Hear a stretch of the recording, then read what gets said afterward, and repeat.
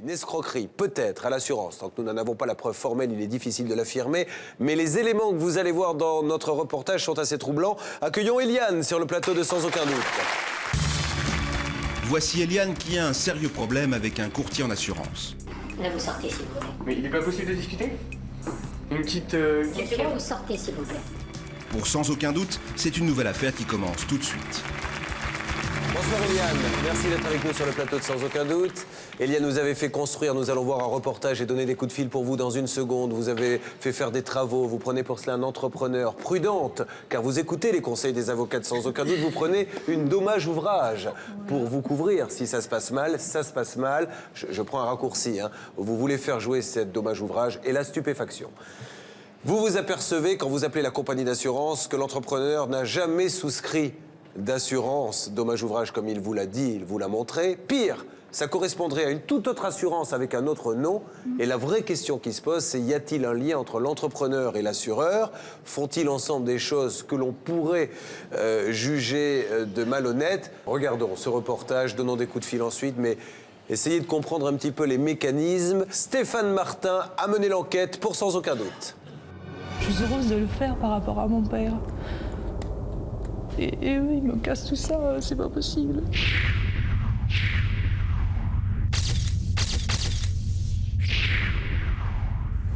C'est un vrai gâchis, là. C'est un vrai gâchis. Eliane avait un rêve, se faire construire une maison sur le terrain dont elle a hérité. Abusée et ruinée par un courtier en assurance sans scrupules, elle est aujourd'hui seule, face à ses dettes. Il y a 4 ans, Eliane décide d'investir dans la construction d'une maison. Elle contacte un entrepreneur local, un devis est établi. En France, pour pouvoir construire, une garantie est indispensable, c'est la garantie dommage ouvrage. Cette assurance contractée par le propriétaire lui permet en cas de vice, retard ou malfaçon d'être couvert. Ne connaissant personne dans le monde de l'assurance, elle demande conseil à son maître d'œuvre. Celui-ci la met en contact avec un cabinet indépendant. Eliane est rassurée, il travaille avec les plus grandes compagnies. Le contrat est signé. Les travaux commencent. Les travaux n'ont pas démarré immédiatement, ça a été un premier point. Donc les travaux ont commencé tout à fait réellement en novembre. Et les premiers ennuis ont commencé en décembre. Les choses ont évolué de façon négative réellement en mars, avril. Et en mai, alors que j'attendais la livraison de cette maison neuve en mai, rien n'était terminé. Très vite, les relations entre Eliane et son constructeur se dégradent. Elle doit sans cesse contrôler chaque opération jusqu'à ce qu'elle découvre que la maison est susceptible de s'écrouler à tout moment. Un expert est mandaté, le résultat est consternant. Les fondations de sa maison sont non conformes avec un total de 58 mètres de fissures au sol. Eliane ne peut pas habiter sa demeure, c'est le début d'une bataille juridique. Une bataille qui dure maintenant depuis 3 ans. Des procédures coûteuses pendant cette période, Eliane débourse près de 40 000 €. Les économies d'une vie.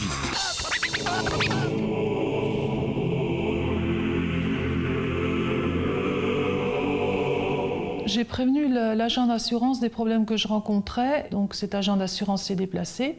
Suite à ce déplacement, je lui ai donc envoyé un courrier en lui réclamant ma police d'assurance, en lui demandant des renseignements concernant mon contrat d'assurance, de façon à ce que j'utilise cette assurance, étant donné que je n'arrivais pas à faire bouger ni le constructeur ni le plombier. Pour faire patienter Eliane, notre agent consent à lui envoyer une attestation avec papier en tête de la compagnie et numéro de police. Mais lorsqu'elle demande à être dédommagée, plus personne ne répond. Alors elle contacte directement la compagnie. Sa réponse est surréaliste. Eliane est inconnue, son numéro de police est faux. Pire, il correspond à un contrat d'une compagnie qui n'existe plus. Dans un instant, la suite de notre enquête. L'assureur indélicat n'en serait pas à son coup d'essai. Julien Courbet, ses journalistes, organisent un duplex pour essayer d'obtenir des explications. Vous voulez pas qu'on discute? Il n'y a aucun dialogue possible? Attendez-vous, monsieur. Monsieur, là, vous sortez, s'il vous plaît. Mais il n'est pas possible de discuter? Eh oh! Vous sortez. Vous sortez, je porte plainte. On se détend! Je suis détendu, mais là, vous abusez, monsieur. Je porte plainte. Eliane obtiendra-t-elle gain de cause? L'affaire semble délicate.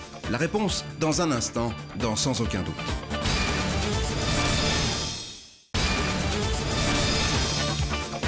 Eliane a construit une maison sur un terrain dont elle a hérité. Elle se dit abusée et ruinée par un courtier en assurance sans scrupules qui devait lui garantir la parfaite finition des travaux. Voici la suite du reportage. Lorsqu'elle demande à être dédommagée, plus personne ne répond. Alors elle contacte directement la compagnie, sa réponse est surréaliste. Eliane est inconnue, son numéro de police est faux. Pire, il correspond à un contrat d'une compagnie qui n'existe plus. Une situation que n'admet pas Jean-Pierre, le compagnon d'Eliane.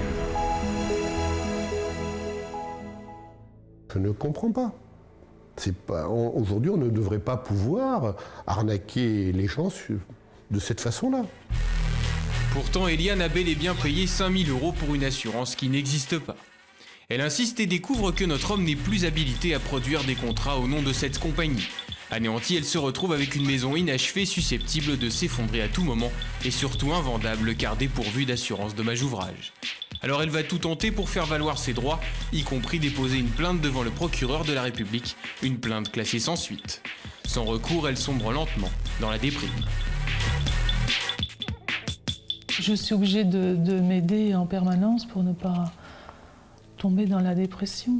Vous bougez plus, vous vous repliez sur vous-même, vous partez plus en vacances, enfin, c'est difficile. C'est pas une situation agréable. C'est même un peu plus que ça quand même.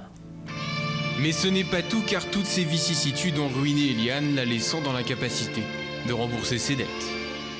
J'ai dépensé toute mon épargne alors que j'arrive tout juste à la retraite et je suis en pré-retraite. Par conséquent, je n'ai plus aucun moyen. J'ai demandé à surseoir d'une année le montant de mes remboursements, les échéances de remboursement de crédit parce que je ne peux pas les assurer. Aujourd'hui, je ne peux pas les assurer. L'agent d'assurance opérait en Seine-et-Marne mais a disparu de la circulation fin 2001. Depuis, Eliane n'a plus eu aucune nouvelle. Selon Jean-Pierre, la complicité entre le constructeur et l'assureur ne ferait aucun doute. C'est vrai, c'est évident. Et à travers un courrier de l'assureur, on retrouve des remerciements vis-à-vis de monsieur qui a présenté cette compagnie à Eliane. Oui, c'est vrai. On a un courrier qui existe. Est-ce qu'il y a des extensions? Afin d'en avoir le cœur net, nous décidons de tenter de piéger l'entrepreneur. Nous le contactons par téléphone, rendez-vous est pris. Nous le retrouvons sur l'un de ses chantiers en caméra cachée. Notre équipe se fait passer pour un couple à la recherche d'une entreprise de construction. Au bout de quelques minutes, les questions d'assurance sont abordées. Écoutez bien sa réponse. Au niveau des garanties, vous n'en connaissez pas, vous? Il n'y en a pas avec qui vous travaillez? Il y en a qui font, c'est des appels, vous rendez un contact. D'accord. Parce que nous, on voudrait bien une grande compagnie. On voudrait bien ouais, que ça soit carré, quoi.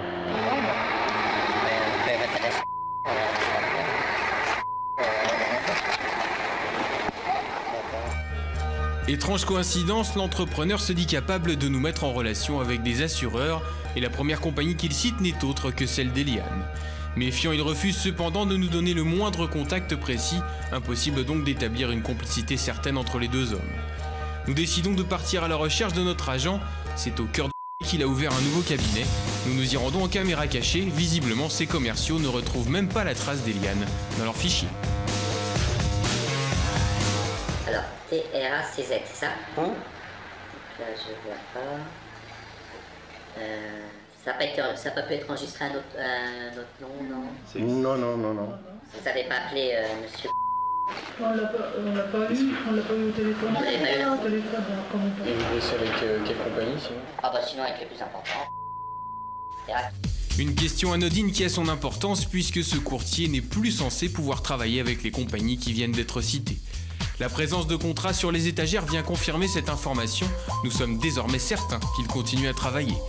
Renseignements pris sur sa situation, voilà ce que nous avons découvert. Selon nos sources, il serait bien connu des services de police précédemment inquiétés pour faux, usage de faux et faux en écriture.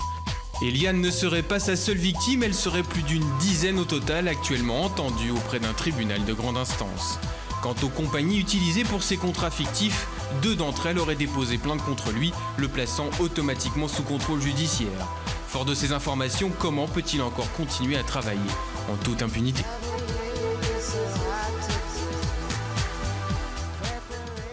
Je pensais que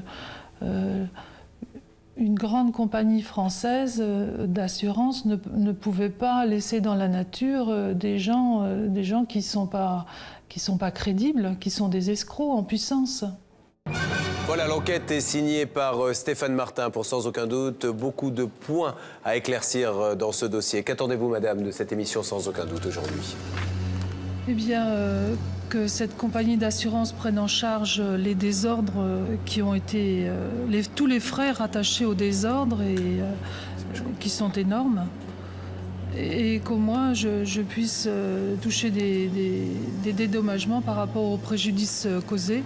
Ce qui aurait pu, je mets ça au conditionnel, se passer, c'est que le courtier prend votre argent, vous fait signer un contrat, mais ne fait pas remonter l'information à la compagnie d'assurance qui, elle, effectivement, n'est au courant de rien. Il garde l'argent et du coup, vous n'êtes pas assuré. Donc c'est ça, a priori, qui se serait passé. Le courtier dit ne jamais avoir encaissé le chèque et vous avoir en quelque sorte remboursé. Est-ce vrai? Non. Le chèque a été débité sur votre compte? Moi, tout à fait, oui. J'ai payé cette assurance. Le chèque a été débité. J'ai toutes les preuves au dossier. Rappelons que, heureusement, dans 99,5% des cas, les courtiers font merveilleusement bien leur travail, mais parfois, il peut y avoir des dérapages. Est-ce que, malgré tout, une assurance qui tolère qu'un courtier vende ses propres contrats peut se dégager de toute responsabilité si ce courtier présente un contrat d'assurance, garde l'argent pour lui et ne remonte pas l'info auprès de l'assurance? Malheureusement, oui, parce qu'il ne s'agit pas d'un agent général, mais d'un courtier. Nous allons donc donner maintenant les premiers coups de fil et je propose que l'on appelle sans plus tarder donc le courtier. Vous nous dites, madame, il a pris mon chèque, il l'a encaissé, il semblerait dire je n'ai rien touché. Nous allons voir ce qu'il en est maintenant. La régie fait le numéro. Le courtier que nous recherchons est absent. C'est un employé présent au bureau qui nous répond. C'est assez urgent, vous n'avez pas une possibilité de le joindre sur un portable peut-être? Dites-moi, dites-moi qui vous êtes et je vais essayer de le joindre. D'accord. Alors je suis monsieur Courbet. Courbet? Courbet, Julien de l'émission Sans aucun doute. D'accord, oui. Voilà, et ça serait bien qu'il puisse nous joindre dans les minutes qui viennent ou dans les heures qui viennent, si vous pouvez vous-même le joindre, parce qu'on est dans le cadre d'une émission de télévision et je pense qu'il est très important qu'il puisse nous donner un point de vue alors que d'autres parties s'expriment. Je vais lui communiquer votre appel. Merci, je vous passe tout de suite quelqu'un. Merci, monsieur. Au revoir, monsieur. Au revoir. Nous allons maintenant demander, avant d'avoir un retour, je l'espère, de ce courtier, avant peut-être d'appeler les compagnies d'assurance concernées, demander à Bernard d'appeler ce constructeur pour essayer de voir si effectivement on nous aiguille systématiquement vers ce courtier afin de savoir s'il existe vraiment un lien entre le constructeur et le courtier. La régie fait maintenant le numéro.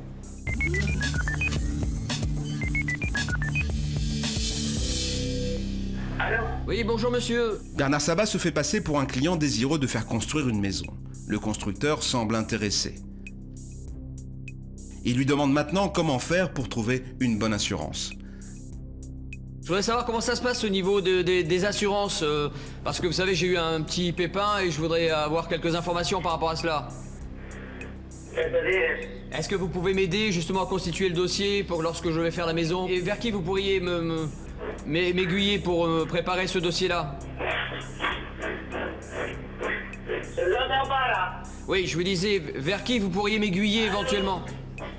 Monsieur? Allô? Oui, monsieur, vous m'entendez? Allô? Oui, vous m'entendez? Allô? Vous êtes dans un tunnel? Allô? Vous m'entendez?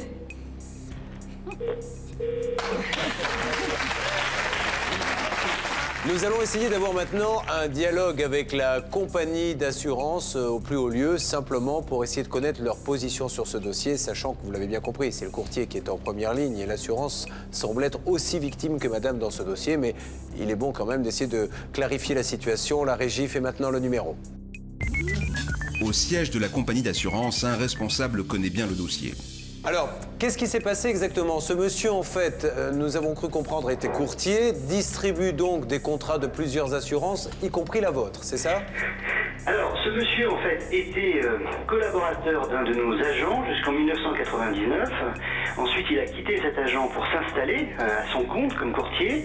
Et c'est à ce moment-là, visiblement, qu'il a souscrit pour un certain nombre de clients, dont des contrats, et notamment en utilisant le papier en tête de notre compagnie. Ce qui veut dire que quand vous donnez un agrément à un courtier, je suppose. Si je m'installe courtier demain, je vais vous demander l'autorisation de pouvoir distribuer vos contrats. Oui, oui, tout à fait, mais Donc lui, lui, n'avait pas. voilà, Lui, n'avait pas. c'est bien ça. Donc en fait, il a utilisé des papiers qu'il avait pris chez un précédent agent Voilà, pour faire signer des contrats.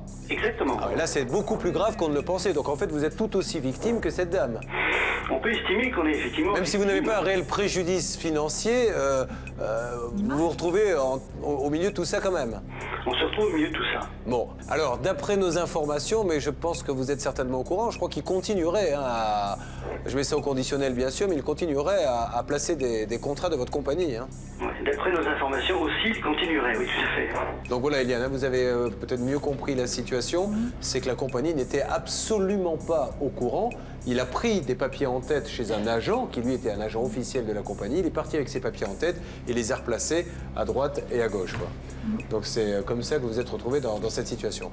Bon, bien écoutez, monsieur, on vous remercie mille fois et on se permettra de vous passer les coordonnées de cette dame. Entendu. Merci, bonne journée. Merci mille fois de nous avoir parlé. Bravo. Plusieurs semaines se sont écoulées. Eliane est de retour sur notre plateau.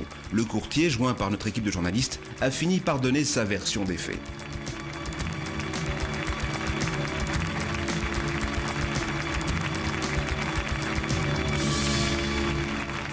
Cet homme se retranche en disant la chose suivante. Effectivement, madame m'a envoyé un chèque le 30 mai pour prendre une assurance chez moi. Il l'a encaissé 20 jours après, ce chèque. On est d'accord? Eh bien, 2 ans après, 20 mois après, il lui renvoie une lettre en lui disant « Finalement, ça va pas être possible, je vous refais un chèque. » Mais pendant les 20 mois, madame, elle est persuadée qu'elle est assurée. Au bout de 20 mois, il décide que le contrat se fera pas. Donc, c'est ce qui fait que cette dame est dans une situation complètement impossible. Quant à ce monsieur, apparemment, il n'en est pas à son coup d'essai. Nous avons décidé d'organiser un duplex. Nous allons joindre dans quelques secondes Stéphane Martin qui doit se trouver devant ce cabinet de courtier. La régie fait son numéro.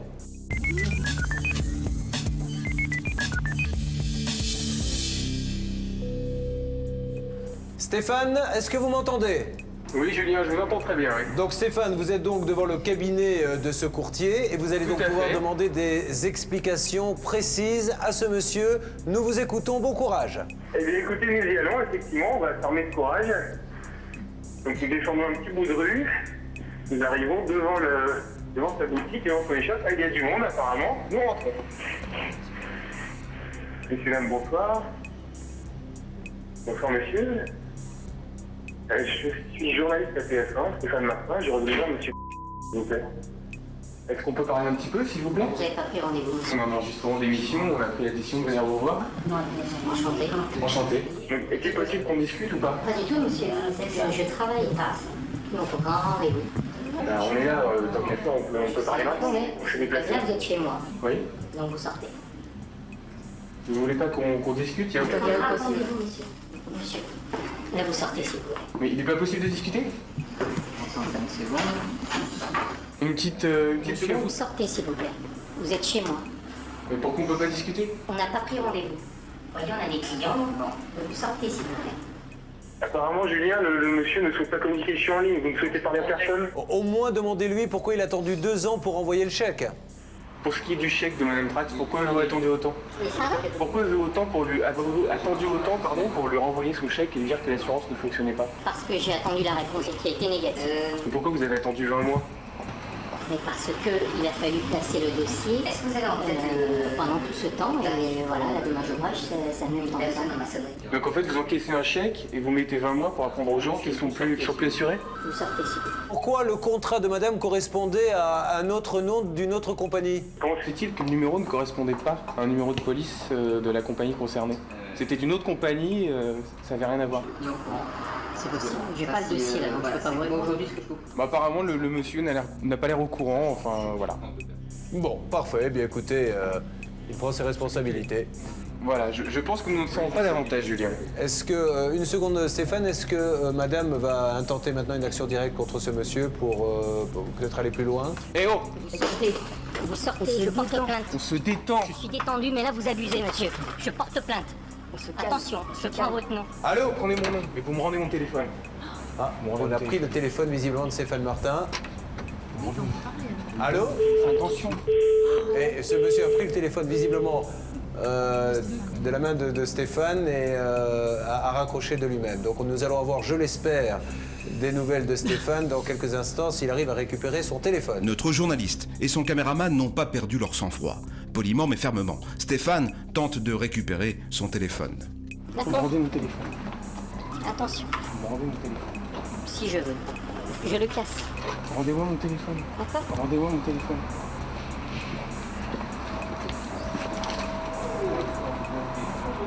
Allô? Allô Stéphane? Oui, Julien. Alors Stéphane, visiblement le peu que l'on a entendu, c'est que ça s'est pas très bien passé? Ça s'est pas bien passé du tout. Écoutez, on s'est purement et simplement fait mettre à la porte avec presque violence, on va dire. Il m'a arraché le portable des mains, il nous a mis dehors, le caméraman Sylvain Meyer et moi-même. Donc voilà, ça n'a pas été très sympathique. Ça a été vraiment une fin de non-recevoir. Il n'y a vraiment eu aucun moyen d'entreprendre la moindre discussion et avoir le moindre embryon de réponse. Bon, mais merci en tout cas Stéphane. On aura tout essayé pour que ce monsieur ait la possibilité de nous parler, parce que au-delà des explications que nous pouvons donner, ça permet également, ce genre de situation, à ceux à qui nous téléphonons de pouvoir s'exprimer. Donc aujourd'hui, il faut passer peut-être pour madame à la vitesse supérieure. Non mais c'est beaucoup trop grave. Aujourd'hui, il faut absolument déposer une plainte pénale pour abus de confiance. Et il faut savoir que la peine maximum est de 3 ans et de 375 000 € d'amende. Mais comme ce monsieur paraît, enfin d'après les informations qu'on nous a données, être un multirécidiviste, il risque de peines bien plus graves et que son contrôle judiciaire ne se transforme en peine de prison. Comptez sur nous, madame. On continue à s'occuper du dossier. On est à vos côtés. Vous allez avoir du nouveau très prochainement. D'accord? On vous raccompagne. Merci beaucoup.